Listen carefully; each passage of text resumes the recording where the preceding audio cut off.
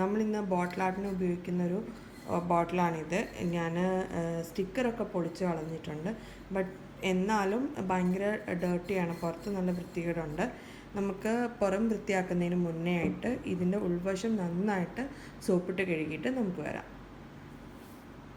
ഇതിൻ്റെ ഉൾവശം ക്ലീൻ ചെയ്യാൻ വേണ്ടിയിട്ട് ഞാൻ 1 സ്പൂൺ ബേക്കിംഗ് സോഡ, 1 സ്പൂൺ വിനാഗിരി, 1 സ്പൂൺ ഡിഷ് വാഷ് ഇതെല്ലാം കൂടി മിക്സ് ചെയ്തിട്ട് ഒഴിച്ചിട്ട് അതിൻ്റെ ബോട്ടിലിൻ്റെ ഇവിടം വരെ ഞാൻ വെള്ളം ഒഴിച്ച് മിക്സ് ചെയ്ത് നല്ലോണം ഷേക്ക് ചെയ്ത് വെച്ചേക്കാണ്.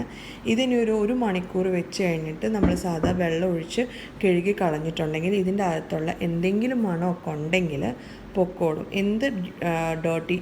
എന്ത് വൃത്തികേടുണ്ടെങ്കിലും ഇതിൻ്റെ അകത്തുള്ളത് പൊക്കോളും. നമ്മൾ ക്ലീൻ ചെയ്ത് വന്നിട്ടുണ്ട്. ഇനി next we have to clean this thing.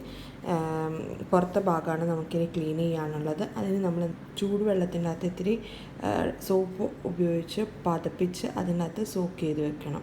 Soak ചെയ്ത് വെച്ച് കഴിഞ്ഞതിന് ശേഷം സ്പോഞ്ച് ഉപയോഗിച്ചിട്ട് വേണം ചെയ്യാൻ. സ്റ്റീലിൻ്റെ സ്ക്രബ്ബർ ഉപയോഗിക്കരുത്. ഇത് നമുക്ക് 30 മിനിറ്റ് നേരം സോക്ക് ചെയ്ത് വെച്ചിട്ട് സ്പോഞ്ച് ഉപയോഗിച്ച് സ്ക്രബ് ചെയ്ത് കഴിഞ്ഞിട്ട് വരാം. അങ്ങനെ ഞാൻ ബോട്ടിൽ മുഴുവൻ ക്ലീൻ ചെയ്തിട്ടുണ്ട്. മുഴുവൻ ക്ലീൻ ചെയ്തു, തുടച്ചു. വെള്ളത്തിൻ്റെ കണ്ടൻ്റൊന്നും പാടില്ല. നന്നായിട്ട് ഞാൻ ക്ലീൻ ചെയ്തിട്ടുണ്ട്.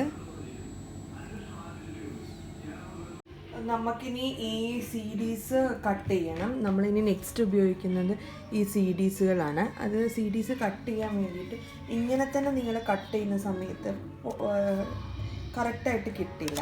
അപ്പോൾ ഇതൊന്ന് സോഫ്റ്റൻ ചെയ്യാൻ വേണ്ടിയിട്ട് നമ്മളൊരു ചൂടുള്ള വെള്ളത്തിൽ ഒരു 5-3 മിനിറ്റ്സ് ഇടാം. ഞാൻ അതിന് വേണ്ടിയിട്ട് ചൂടുള്ള വെള്ളം എടുത്തിട്ടുണ്ട്.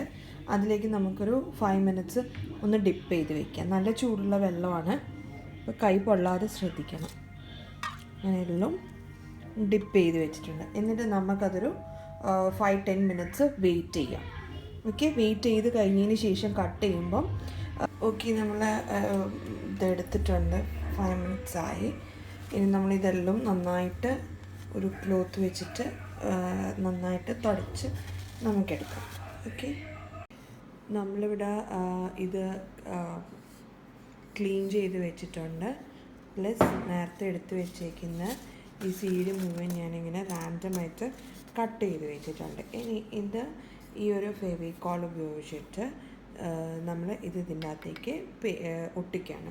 അങ്ങനെ ഇന്ന സ്ഥലം എന്നൊന്നുമില്ല, എവിടെ വേണമെങ്കിലും നമുക്ക് ഉള്ളതിനനുസരിച്ചിട്ട് ചെയ്യാം. നമ്മളിത് ഒട്ടിക്കാൻ വേണ്ടിയിട്ട് ഇത് കിടത്തി വെക്കണം. കിടത്തി വെക്കുന്ന സമയത്ത് നമ്മൾ ടേബിളിൻ്റെ മുകളിലൊരു മാറ്റ് വിരിച്ചിട്ട് വേണം കിടത്തി വെക്കാൻ, അല്ലെങ്കിൽ ഇത് റോൾ ചെയ്ത് പോകും. അപ്പം നമ്മൾ ഇതിങ്ങനെ വയ്ക്കുക. അപ്പോൾ ഇതിന് ഉരുളത്തില്ല. എന്നിട്ട് ഇതിങ്ങനെ നമുക്ക് തോന്നുന്ന സ്ഥലത്ത് ഇങ്ങനെ ഒട്ടിക്കാം. ഗ്ലൂ എടുക്കുക.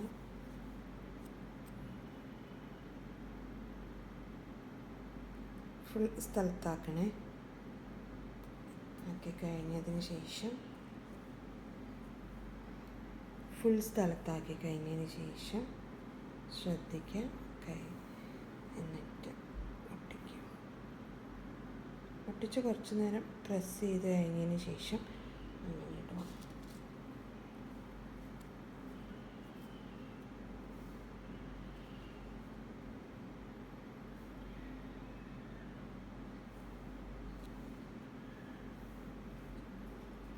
നെക്സ്റ്റ് പീസ് എടുക്കുക.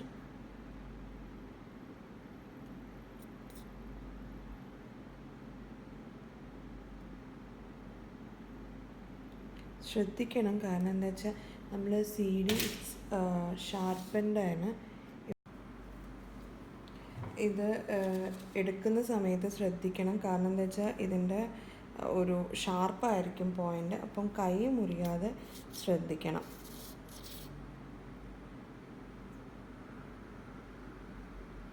നന്നായിട്ട് ശ്രദ്ധിക്കണേ.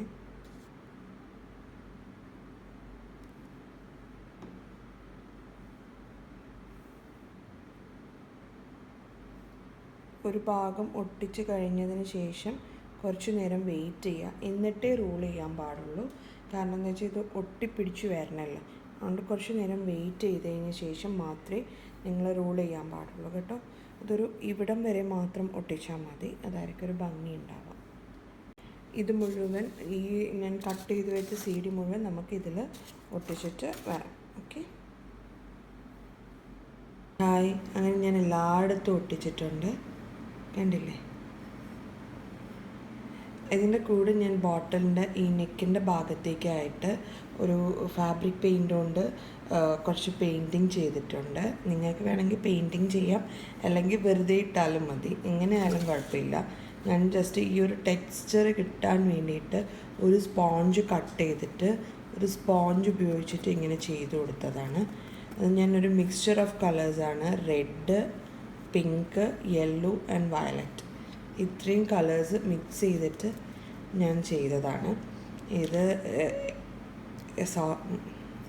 ഞാൻ ചെയ്തതാണ്. ഇത് നമുക്കിനി വീട്ടിൽ ഒഴിഞ്ഞിടക്കുന്ന കുപ്പി ഉണ്ടെങ്കിൽ വെറുതെ കളയണ്ട, നമുക്ക് ഇങ്ങനെ എന്തെങ്കിലുമൊക്കെ ചെയ്ത് എടുക്കാം. ഇതിനകത്ത് നമുക്ക് നല്ല ഭംഗിയുള്ള പൂവോ എല്ലാ മണി പ്ലാന്റോ അങ്ങനെ എന്ത് വേണമെങ്കിലും ഇട്ട് വയ്ക്കാവുന്നതാണ്.